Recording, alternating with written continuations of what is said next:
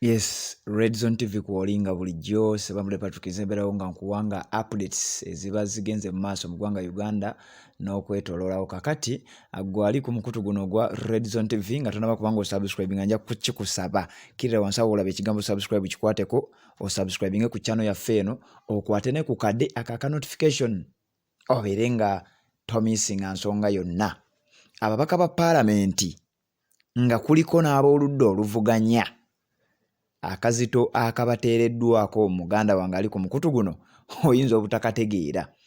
Waliwo omuntu omu yafulumiza statement ng'agamba nti ababaka bano ensonga lwaki batandise okuddiriza ekigere ku nsonga z'abantu abaabuzibwawo ba John Bosco Kibalama n'abalala balina akazito ke baabateze oba balina akalippo ke baabasuddemu.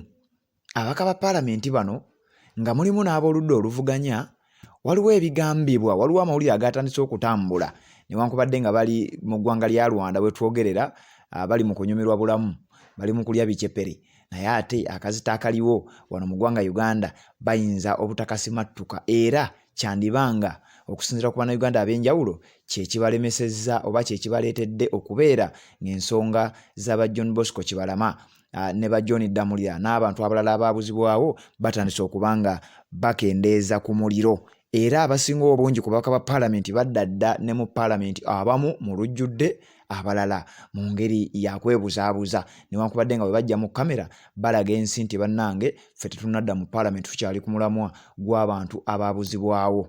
Kakati olunaku lwa leero waliwo amawulire genjagala okuba nga nkuwa.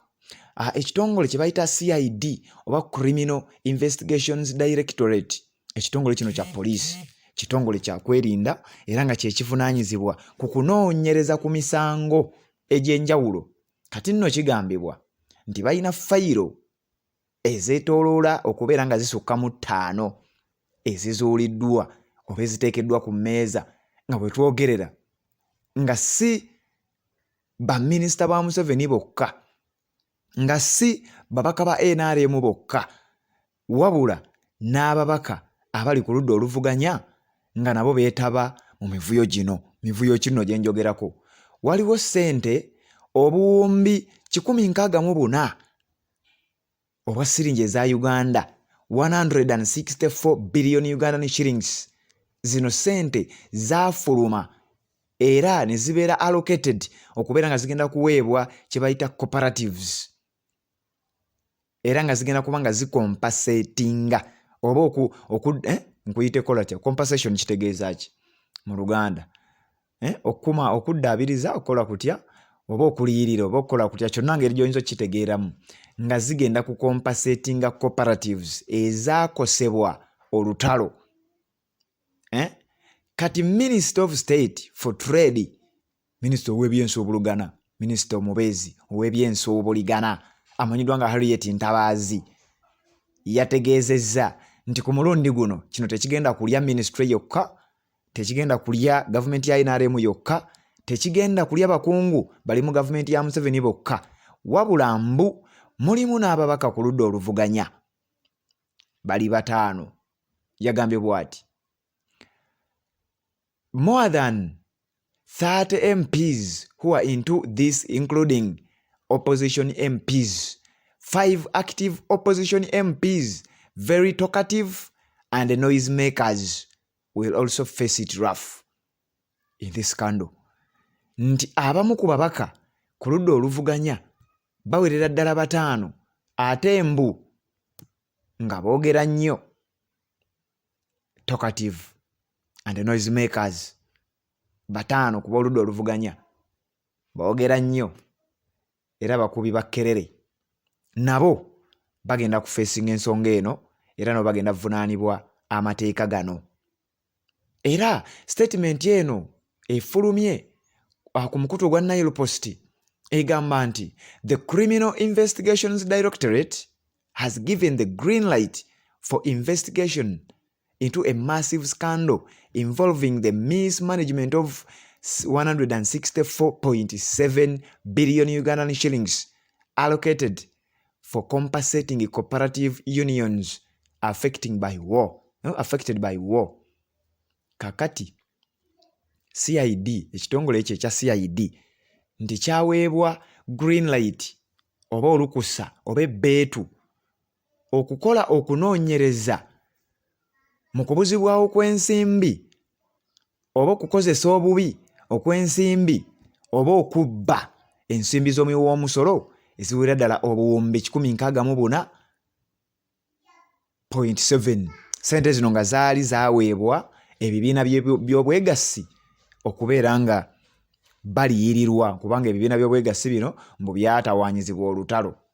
Kati ssente zino abamu ku baazibba mbu kuliko n'ababaka ba paalamenti nga opozisoni yammwe bawedde. Kati njagala okutegeeza kati kino nkuwa kyange nti abamu ku babaka abali ku ludda oluvuganya, if this is true, njagala ontegeere bulungi, abamu ku babaka abali ku ludda oluvuganya, if this is true, kiteekwa okuba nga kyekyabagaanye okulemera ku nsonga y'abantu abaabuzibwawo. Kubanga bwe tuzaako akatambi emabega, ababaka ba paalamenti ku ludda oluvuganya nga bakulemberwamu leader of opposition Mathias Mpuuga Nsamba gye buvuddeko baali bakalambidde tetugenda kudda mu paalamenti paka ng'abantu abaabuzibwawo bateereddwa, paka nga ba John Bosco Kibalama baleeteddwa, oyitha babaleete mu kkooti oba baba baafa batuwe emirambo gyabwe, bwe banga bali mu kkomera batubulire ekibavunaanibwa, paka ng'ensonga ezo zonna okulinnyira eddembe ly'obuntu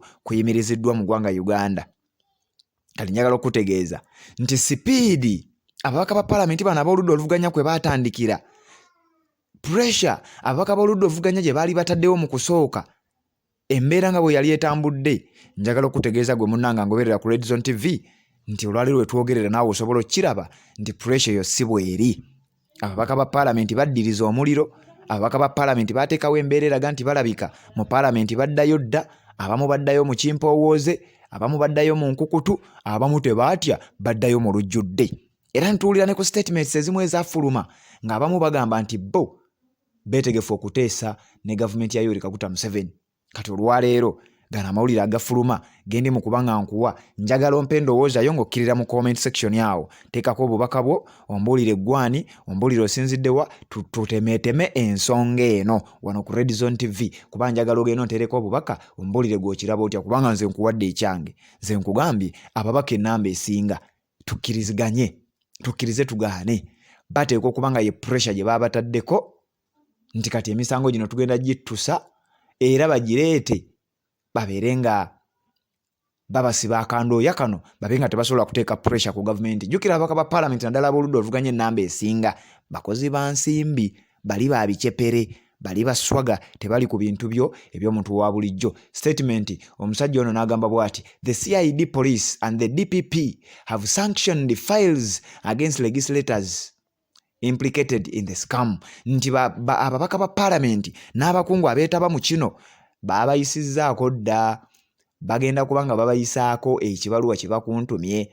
Paalamenti omukyala agikubiriza Speaker Anita Amongo era agamba naye ensonga eno yagitadde ku mmeeza, bagikubaganyizaako ebirowoozo ababaka ba paalamenti. Hey, ompulidde bulungi nnyo. Yusufu Mutembire, omubaka aba paalamenti abalala bonna abali ku ludda oluvuganya, ojja kuwulira amannya 5 gaasomeddwa mu kintu kino. Obuwumbi bwa siringi za Uganda 164 zaabulankanyizibwa, naye nga ku baazibuza kwaliko ababaka ba paalamenti ate kwaliko aba opposition.